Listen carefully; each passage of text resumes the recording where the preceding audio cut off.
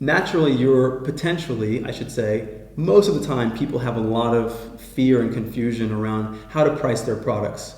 A lot of times people come in and they feel like, just from the fear, I want to make my juice accessible to everybody, so I want it to be as cheap as possible, right? So then no one will make this statement and no one will complain. But you can't please everybody, and not everybody's actually meant to be your customer.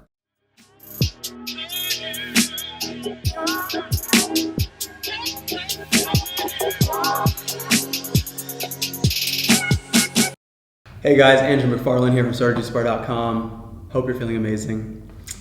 So today I want to talk about, what do you do if someone walks into your store and says, your juices are too expensive?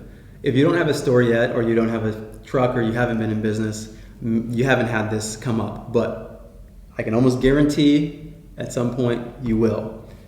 Everyone I know that has a juice bar business, and myself included, has gone through this experience. And so I just want to give you a little bit of just information on, one, why is this happening potentially, and two, how do you respond and how do you look at this experience? Because naturally, most of the time people have a lot of fear and confusion around how to price their products. A lot of times people come in and they feel like, just from the fear, I want to make my juice accessible to everybody, so I want it to be as cheap as possible. Right? So then no one will make this statement and no one will complain. But you can't please everybody, and not everybody's actually meant to be your customer. And so, as I've said, and maybe you've heard me say in other videos, that when it comes to selling a product and building a brand, you have to know who your customer is. And you can't sell a Mercedes to someone who wants to buy a Honda, and you'll never sell a Honda to someone who wants to buy a Mercedes. And so if you are in a market where maybe you have a higher quality product and a higher price point, you are going to have people enter your business who really might not be meant for your product. They may not be your target customer because of the way that they make decisions. They're not looking to buy a Mercedes, right? They're looking to have something that tastes good and is cold and is sweet and is cheap. That's what they're looking for.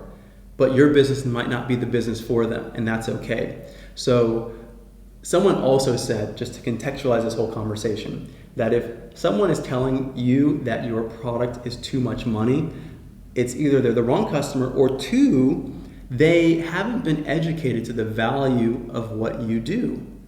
We have clients who are sourcing their product locally, they're cold pressing, they're using all glass, they're doing all kinds of things, but their customers may not be aware of that, right? Their customers may not know what they go through to source their product locally and who these farmers are. And so we have to go through a process of educating the customers. And so what I say to the statement, if someone ever comes in and says, hey, your product's too expensive, that's a great opportunity to educate them and to let them know what the difference is in what you do, right?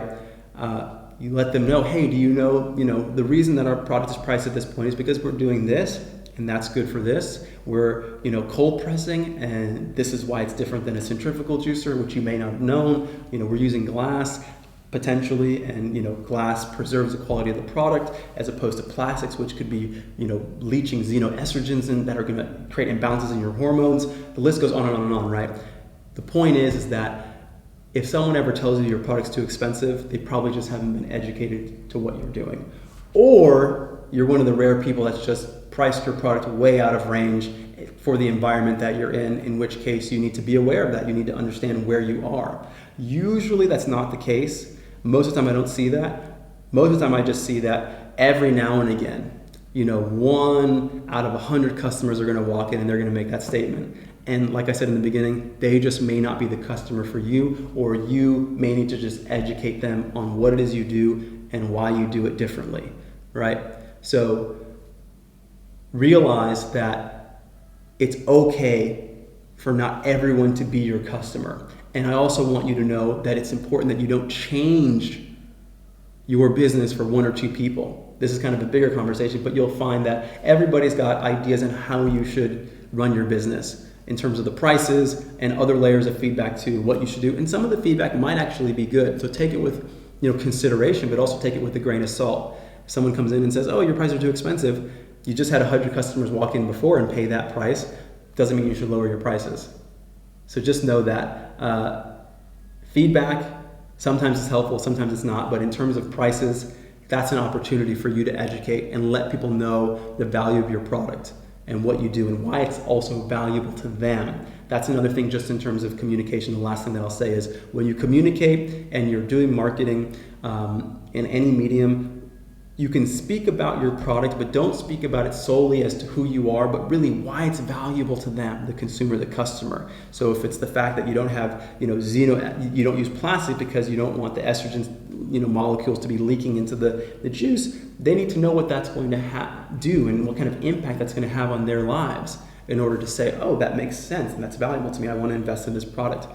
So that's the message now. Hope you guys are doing amazing. If you like the video, press the like button. If you have any questions or comments, put it in the comment box below. If you're not subscribed to the channel, I encourage you to subscribe. And if you aren't listening to us on iTunes, we've got a great podcast where we're releasing new episodes regularly there. It's Juice Bar Experts Podcast on iTunes. And if you're not following us on Instagram, you can follow us at StartAJuiceBar on Instagram.